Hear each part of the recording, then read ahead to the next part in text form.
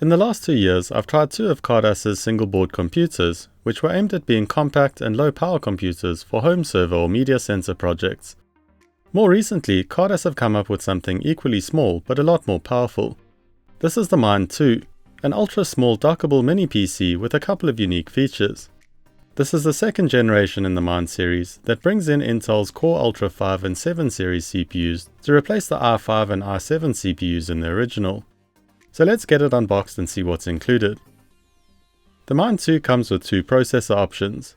This is the less powerful Core Ultra 5 version, and it also comes in an Ultra 7 version, and that version has 2 different RAM options.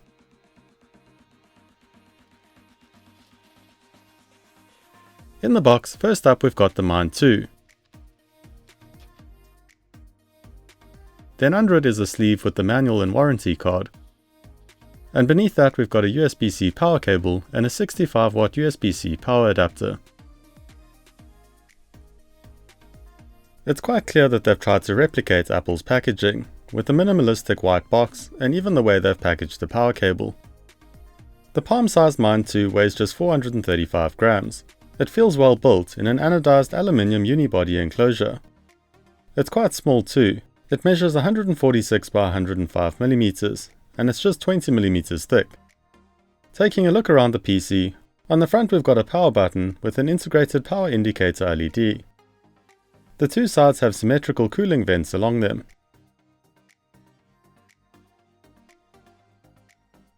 On the back we've got a Thunderbolt 4 port which doubles up as a USB-C power input. Alongside it is a USB 4 port. Then we've got an HDMI 2.1 port which will do 4K 60Hz, and then 2 USB 3.2 Gen 2 ports. So they've included all of the ports you'd need to use the Mind 2 as a standalone PC without a dock. Above the ports are some more ventilation holes. Notably, and perhaps disappointingly for a workstation, it doesn't have any wired networking ports, but it does have Wi-Fi 6E and Bluetooth 5.3 connectivity. To get wired networking, you'll need to use a USB adapter or their dock, which we'll discuss a bit later. Similar to the PCIe port that I recently tried out on the GTR 14 Ultra, the Mind 2 has an expansion port on the bottom. This is a proprietary port which they've called the Mind Link. This port has the bandwidth of a PCIe Gen 5 by 8 port, allowing up to 256 gigatransfers per second. It supports USB 3.2 Gen 2, HDMI 2.1, and allows 10 amps of input power. The Mind 2 has a 512 gig NVMe SSD, but it's also got an additional M.2 slot to add a second SSD, which is accessed through this magnetic cover on the bottom. The slot is limited to 2230 size drives though. The text on the bottom looks good framed in the cover plate, but I'm not sure it's the best idea to have the serial number on an easily swappable component. The Mind 2 has an Intel Core Ultra 5 125H processor, which is essentially a CPU, GPU and NPU all on a single chip. This is a mobile processor with 18 megs of cache and 12 cores, 4 performance cores that can run up to 4.5 GHz, and 8 efficiency cores that can run up to 3.6 GHz. It has an integrated Intel Arc GPU with a maximum frequency of 2.2 GHz, and this supports hardware-based ray tracing. It's also got 16 gigs of LPDDR5 RAM running at 6400 megatransfers per second. This is non-removable, so it can't be upgraded. Internally, the only upgradable component is the NVMe SSD. Unlike any of the other mini PCs I've tried on this channel, the Mind 2 comes with a built-in 5.55 Wh battery. Being relatively low capacity for the high-performance CPU we've got in the Mind 2, this battery isn't really designed to run the Mind 2 without the mains connected, but rather allows the Mind 2 to be used like a laptop in sleep mode in case of power interruption or when moving it between locations like a home or office. You can run the Mind 2 on the battery, but it'll only run for about half an hour. So the Mind 2 is like the brains of a laptop that's designed to be transportable between workstations without having to shut down. Cooling is achieved by a single fan with 2 inlets, one on the back and one on the side, and then a single air outlet along the opposite side. The Mind 2 comes with a clean install of Windows 11 Home. There is an application called Mind that comes pre-installed, but this is responsible for the battery management like most laptops would have. Opening up the performance monitor, we can see our CPU is an Intel Core Ultra 5, and it's running at a base speed of 3.6 GHz. We've got our 16 gigs of RAM running at 6400 MHz and our 512 gig storage drive. Our GPU is an Intel Arc and it's sharing 9 gigs of RAM. To test the Mind 2, we'll run 2 benchmarks. The first is Geekbench to test the CPU and GPU performance. The CPU benchmark took about 5 minutes to complete. We get a single core score of 2163 and a multi-core score of 11024. These results are not far off the results I got for the GTI 14 Ultra, which has the more powerful Core Ultra 7 CPU. Similar to that CPU, single core scores are fairly average, but the multi-core score is quite good.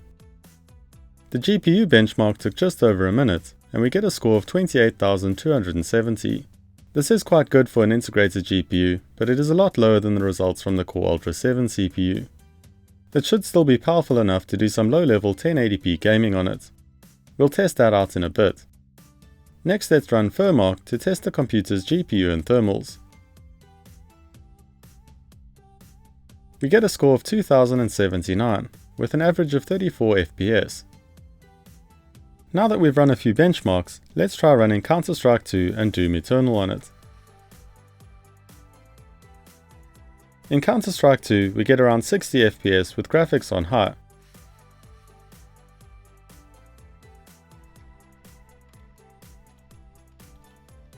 Turning graphics up to very high, the FPS drops a little to just under 50. This is not a particularly demanding game, but is still a fairly good result for such a small PC without a dedicated GPU. Next, I tried running Doom Eternal. I had all settings set on Ultra Nightmare and ray tracing turned off. I was getting around 60 FPS fairly consistently, which is pretty good. Turning ray tracing on mid-game first caused the game to crash as it seemed to run out of video memory, but turning it on before loading the game then worked, and we lost about 10 FPS. So the Mind 2 handles 1080p gaming fairly well with the integrated Intel Arc graphics. Both games were very playable in mid to high graphics settings, and also ran okay with graphics settings maxed out. One thing that did get quite annoying was the loud fan. If you're just doing light work on the Mind 2, it's barely audible, but under a heavy load like when playing games, it can be quite noisy.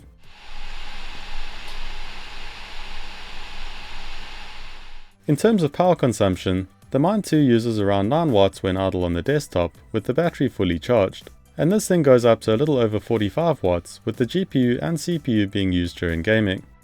The idle consumption is really impressive for a fairly powerful mini PC. This is around the same as the low power N100 computers that I've tried. If we pull the power cable out the back, the Mind 2 goes into sleep mode. This allows you to move it to another workstation or to take it home, and when you plug it back in, you can carry on right where you left off. There's no need to close documents or applications. You can disable going into sleep mode and it'll run on the internal battery, but I only got about 30 minutes of runtime. So that's an overview of the Mind 2, but we only really had a look at one half of the complete product, and this is where I have mixed feelings about it. Sure, you can use the Mind 2 as a standalone mini PC like this, but at $799 for this entry-level version, you're paying quite a lot for a mini PC that has quite a few features missing. That's where the Mind Link comes in. Khadas have already developed a dock and an external GPU solution for the Mind series, and they're currently working on a portable display too. These each add functionality to the mini PC to suit a particular application. The dock makes it easy to add and move the Mind 2 to a home or office workstation, and the external GPU adds an RTX 4060 to it for gaming. Both of these are fantastic options to have, but they also add quite significantly to the total price. Overall, the Mind 2 is well built and has a number of features that I really like. I like that it's powered through a USB-C power cable, and the integrated battery, allowing it to be used more like a laptop, adds to its flexibility in size and form factor. It really is a palm-sized mini PC, and quite a powerful one too. I don't like that it doesn't include a wired network option, and because they've tried to make it very compact, it's also not upgradable, other than increasing storage. I personally don't mind the proprietary MindLink interface, as this type of hot swappable high-speed interface would be very difficult to achieve otherwise. But I would like to see the expansion options include some more versatile modules, like a x8 PCIe port that can be used to add your own GPU or PCIe cards to. This would negate some of the concerns around spending $1,000 on a graphics module that's not compatible with any other platform. Let me know what you think of the Khadas Mind 2 in the comment section below. I'll leave a link to it in the video description if you'd like to check it out. Thanks for watching. Please remember to like this video if you enjoyed it, and subscribe for more tech and electronics projects, tutorials and reviews.